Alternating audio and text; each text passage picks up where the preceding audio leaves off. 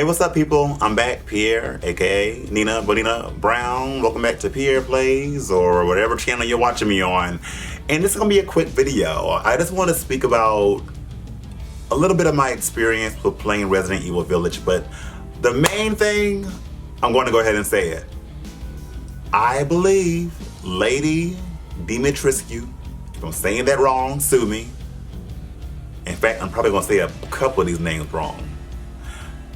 Was overhyped. Oh my god! Stupid man thing. I know, I said it. I know all the thirsty Bigfoot vampire craving men out there are gonna like lose their shit, but I'm sorry. She was okay.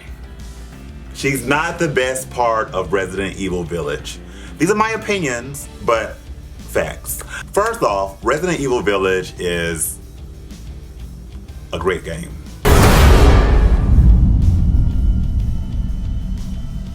Can someone please tell me what the hell is going on here? No. The place is full of nothing but blood and death. It is. I'm having a hard time deciding whether I like it better than 7. The reason why I liked 7, because 7 was also something that took a while to get used to because it was such a departure from the other Resident Evils. But I liked 7 because it was that true horror that we love from Resident Evil. Just the fact, and plus it was a simple game in a way, because you were just focused on mainly one area, which was the house, the Baker house, and this one family. And the family was so well done that you actually felt like you knew them. And when it came time to like boss fight them, it really felt like a boss fight. Like you could feel each person's individually personality. Like you really could. And that's why I love 7.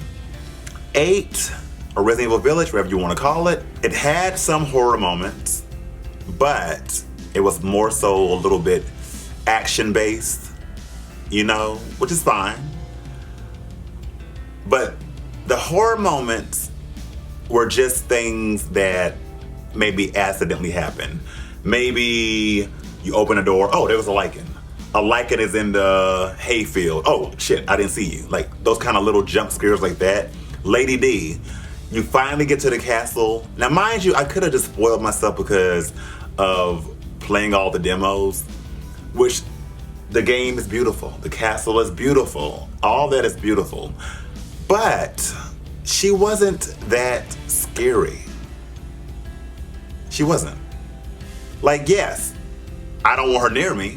Stay away with those long ass nails. Stay away. Like, don't come close to me. Like, yeah, like when you open a door and she's right there, oh yeah, like you're gonna jump back some. So we finally meet.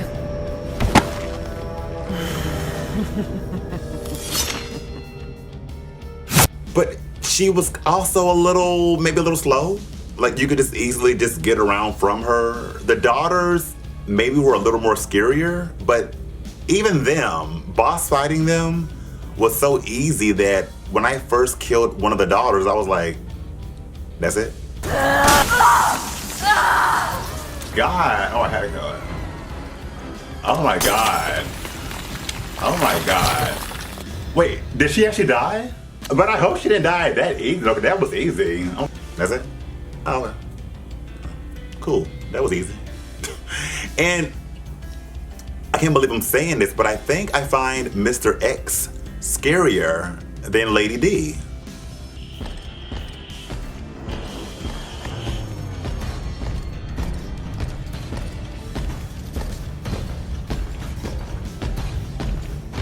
Like, she's marvelous to look at. Like, looking at her is cool. You're like, oh my God, y'all did such a good job. Wow, like, or if you're one of those straight guys, you're like, damn, man, look at that ass. Ooh. You know, but either way, I'm just admiring her for being who she is, because I don't want to take away the fact that she's a female, that makes her less of a villain. You know, I feel like a lot of people take away from the fact that she is something of a threat because they're so amused by her demeanor and her stature and how she looks. It's like, let's not take away that she is somebody to be threatened by.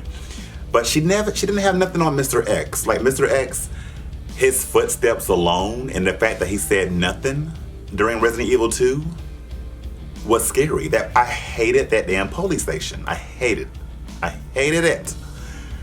And she has her footsteps. You could hear the footsteps going on.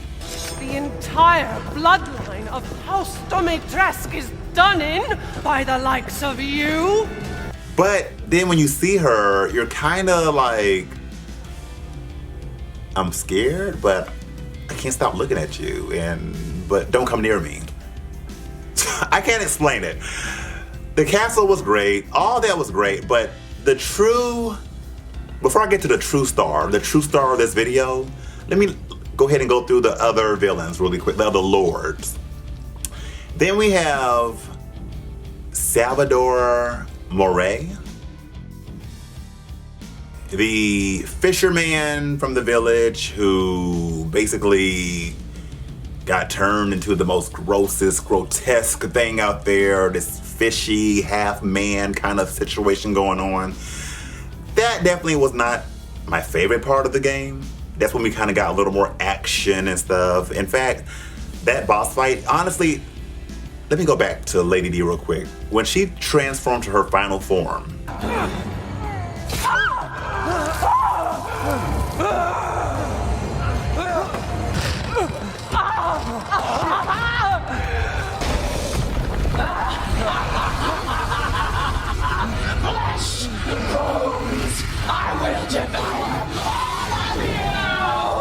cool design. Wasn't expecting it. Cool design. But God, wasn't she irritating? It's bad enough she yaps her mouth all the time in the castle. But when you finally get to that final form of her and she's yapping and yapping and yapping and yapping and yapping, you're like, shut the hell up.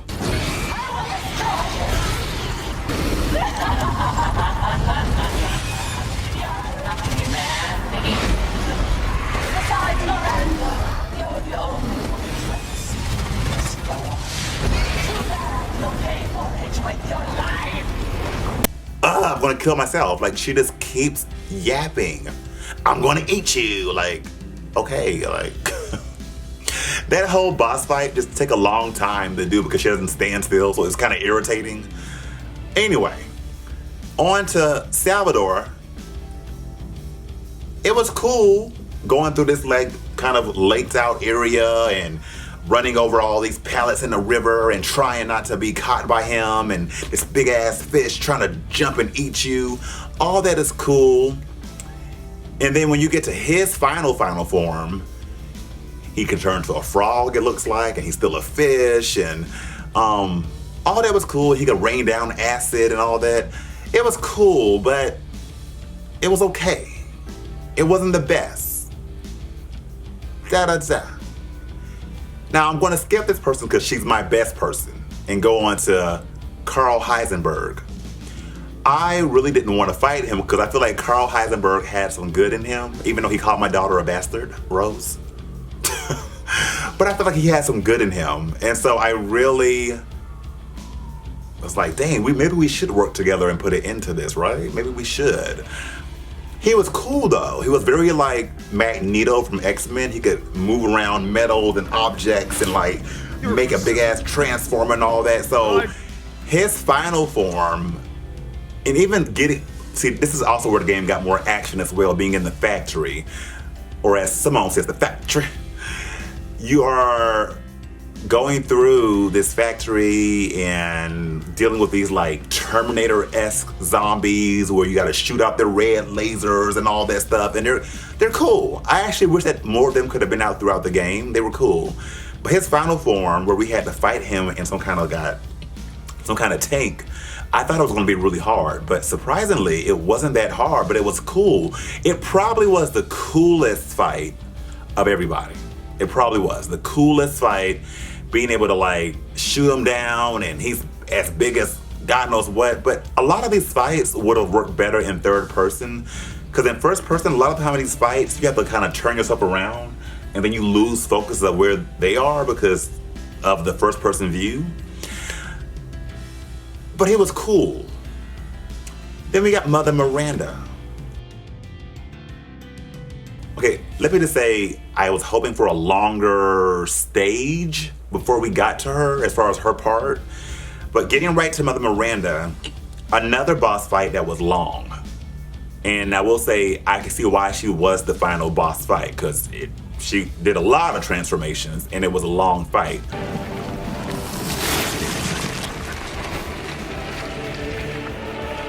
You fulfilled your purpose, Mr. Williams. She was cool to look at though. Like her design. Like I'm already intrigued with like angels and higher archangels that have like the 6 wings and all these different things, the sepirums, I think they're called sepirums. So that was cool. But when she had like the long kind of arms and fingers and all that stuff, cool design, great design, kind of creepy. But on to the star of Resident Evil Village. I'm calling it now, I don't care what y'all say. The star of this specific game is gonna go to Donna Benedetto. I'm probably saying that wrong, sue me. I'm sure a lot of people can relate and agree with this, that the house of Benedetto, that was probably the best part in Village. That was horror to its finest. Honestly, that whole section gave me Silent Hill. Such an underrated person because Lady D took all the hype, she took all the celebrity, everybody was just praising this one thing. And I'm kind of glad that Capcom didn't really show us the other bosses like that because we were all surprised. I think they just went ahead and went along with the hype of her and how everybody was thirsting after her. But Donna and Angie, because I'm already a big fanatic of killer dolls and anything Chucky, Dolly Dearest, the doll movie, Puppet Master, all these things, that I so appreciated this. The psychological atmosphere of it, the fact that he thought this big ass baby was real, and I did too. That baby was horrifying. Like, thinking about it now, I got chills. Like, that was... I'm mad that this time around they didn't have it ready for the PSVR, because I would have played it in VR like a fool. And I still may when they do it. But she did not have much of a story. She deserved so much better. All we know is that she was like this girl that had a scar on her face and she was insecure about the scar, Her mom and dad died a long time ago, so she kind of secluded herself into this house and just kind of relied on her dolls and started talking to the dolls more, and especially Angie the doll, and the doll started becoming more lively, and that Donna was planting these flowers after she kind of got encounter with Miranda and got her powers to make people hallucinate and see things. So that's how Ethan was able to see that baby, because of hallucinations.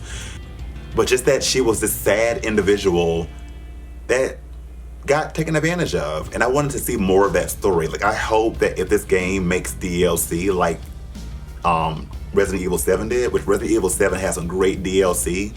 One of my favorite DLCs from Resident Evil 7, I can't think of the name, but it was the one where you played as Jack's brother, the guy that was just punching out all the zombies with no weapons at all. I can take you fucking with my bag. And you had to save the other daughter that you left behind. If you made that choice, you know what I'm talking about. I hope they can come up with some DLC as good as that to give us a side of these people. Like, I kind of wish that once you beat the game of Resident Evil Village, or even before, they would have showed you like how the village was before Miranda came and messed it up. Like, if we could have seen glimpses of Lady D and them when they were normal, would be really cool. But Donna, you won my heart. Angie, you won my heart. You are the highlight of Resident Evil Village, and you should be proud of yourself. And I hope in the next installment, because spoiler alert for those of y'all that, you know, we're gonna be probably playing with Ethan's daughter, Rose. She's grown now, she's a teenager, and she has powers. I hope they allow us to have powers and kick ass and fight, not just shoot and stab. I want to fight. I want to be able to punch a hoe out, okay? But anyway, I just wanted to do this video because I wanted to just say that I think Lady D was hyped. Like, she was overhyped. Like, she's cool. I respect her. But Donna, Benevito, and Angie are the stars of Resident Evil Village. What do you guys think? Let me know down below if you guys agree, if you disagree. But as always, thank you guys for being here, and I'll see you the next time around. Peace out.